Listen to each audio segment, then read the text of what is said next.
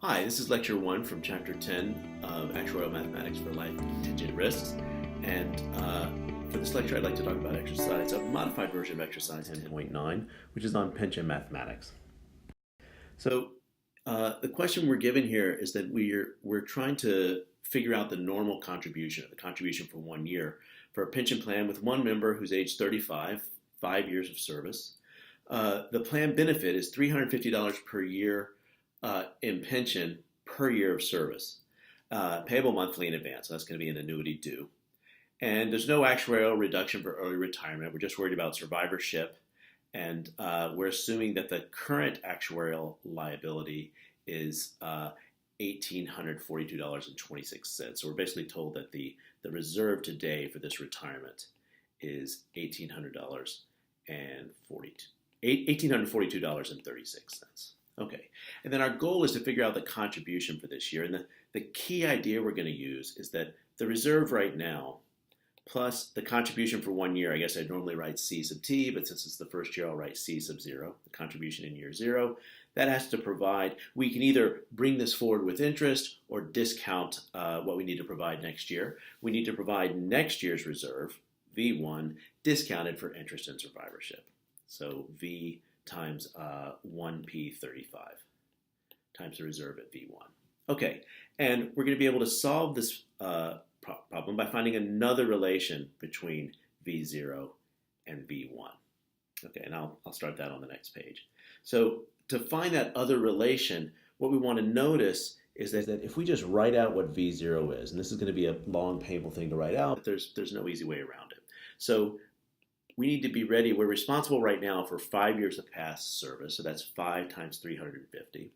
And then we need to discount it. If this person retires at age 60, they're 35 right now. If they retire at age 60, we're going to need to provide discounted 25 years and a monthly annuity due with that amount. Okay, so that's A upper 12, and that person will be age 60 at that time. So an annuity due upper 12 sub 60. And we only need to provide that for those folks that retire right at age 60. And the notation in the table for that is R sub 60 minus. And the probability of someone retiring at that age, right at 60, is the number that retire at that age divided by the number alive right now, the number in service right now. Okay, but someone may retire during age 60. And for the folks that retire during age 60, and 61, 62, 63, 64, we're going to assume they retire mid-year to simplify the calculations. Okay, so for the folks that retire during age 60, we're going to discount 25 and a half years. And they have to survive to age 60.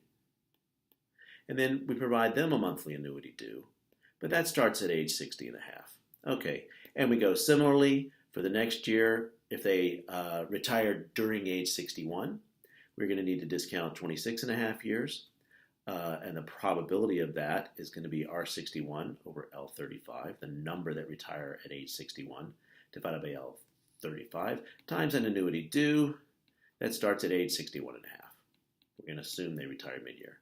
And we go on that way until we get to the last term, and we assume if folks hit age 65, they retire on their birthday. So if you haven't retired by age 65, you're out. That's sort of an archaic, draconian way to treat retirement.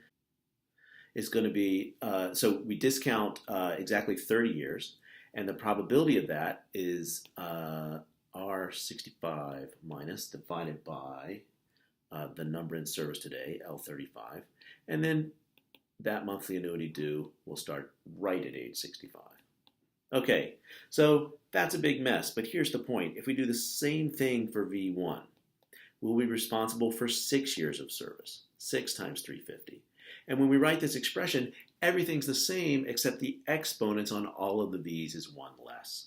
So it's V to the 24 because now the person's age 36. Probability of retirement is R60 minus over L36 now, times the same annuity due.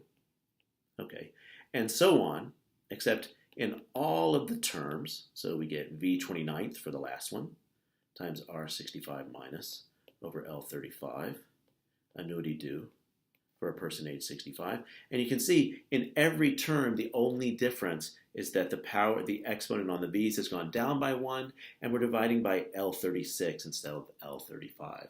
So this tells us that the reserve 1 year from now is actually equal to, if you solve for it here, 6/5 times L35 over L36 times 1 plus I, 1 over V, however you want to look at it. Let's say 1 plus I, times the reserve at V0. Okay, we take this guy, put it together with the fact that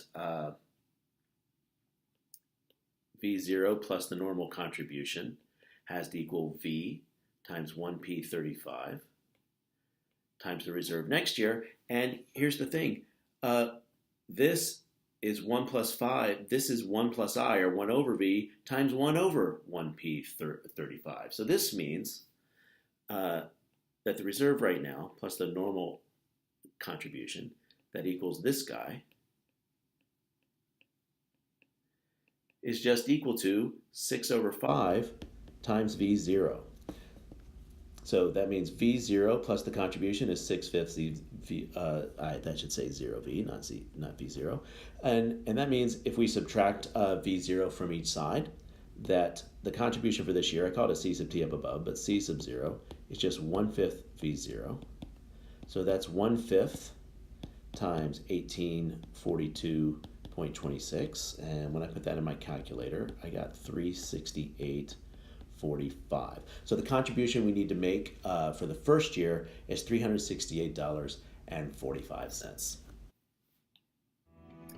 And this has been Lecture 1 from Chapter 10 of Actuarial Mathematics for Life Contingent Risks.